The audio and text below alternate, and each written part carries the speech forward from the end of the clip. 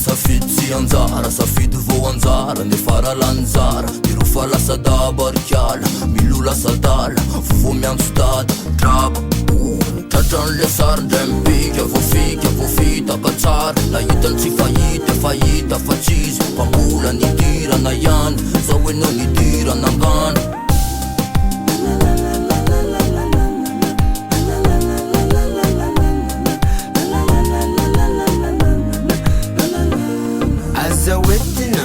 Zao defa nyfiainana efa raha mahitange amizao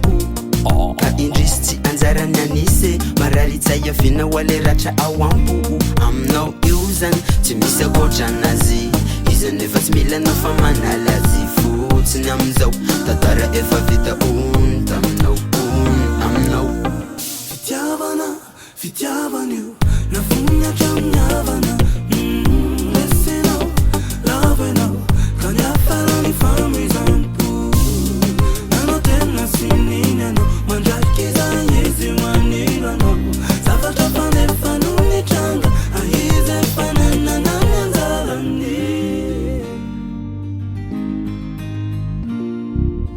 tsy nanapoka lefity mizara ro vo vitakasa rava lefa nantenana kely nisy tao ampo lasa ny afaleny ekenao safidy tsy niterenany azy nefenao nanao zay nentina ny mety efara hery fitiavana fatao masakra telovy anao fatsy koa neretanao fasaza ho anenenana ho anenenana.